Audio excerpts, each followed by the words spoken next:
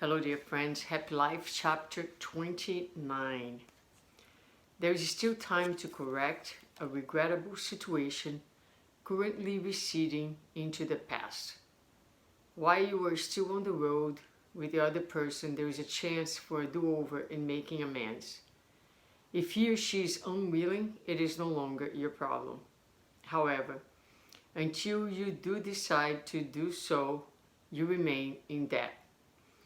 Misunderstandings happen all the time.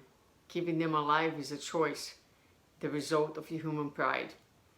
Clear your head with the superior attitude of letting go of emotional garbage, seeking out those you have wronged so that you may rectify the situation. So here's Juana is reminding us the importance of resolving our business, of taking care of many misunderstandings that happen in our lives, and that a lot of times we, because of pride, as she mentions, we are unable to resolve. We place ourselves in this superior position. We feel entitled, righteous, and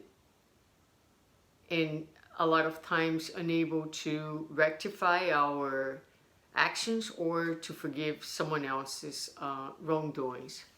So her recommendation is that we try to fix those misunderstandings while we are on the way.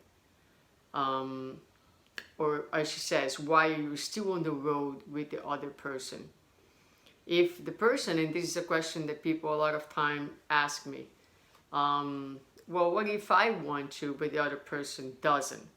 And what she says is that then it's no longer your problem. You are willing to do so, and believe me, life will give you enough opportunities to correct your mistakes and to actually make amendments with life and many other situations, because we constantly make mistakes and erring. So there will be other opportunities for us to get things right. But if someone is unwilling, there's nothing you can do. I mean, that person's making a choice.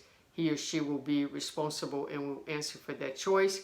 You will be responsible and you will answer for the decisions that you make and your own life and your own conscience. So, but until you decide to get things straight, right, then you will have you were just as responsible. So the most important thing is that you decide, as she says like this, to clean up this idea of superiority and let go of all the emotional garbage. And it's really, really amazing how sometimes in our lives there will come periods where we look at things that in the past held us hostages of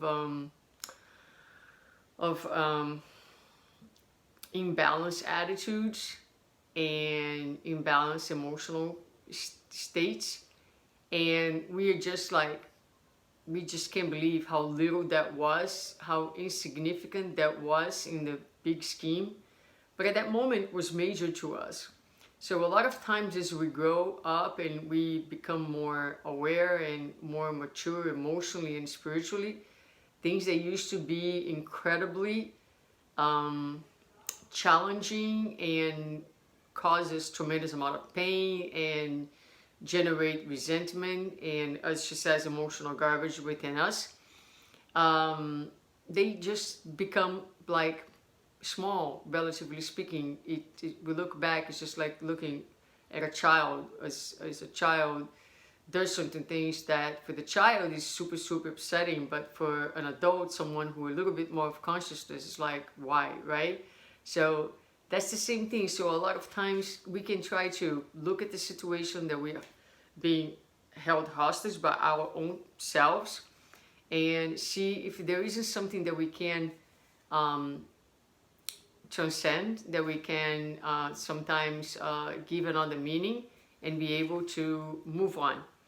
So and try to rectify every situation whenever possible. And I will tell you, this is definitely worthwhile. Sometimes, yes, it's hard, but once you do it, it's just amazing how much lightness you feel within, how much peace you achieve immediately. And it just feels like the feeling of freedom, of like, you know, doing your part and being peace with your conscience. And that is really, there's no price for it. It's definitely one of the ways that we can be happier today.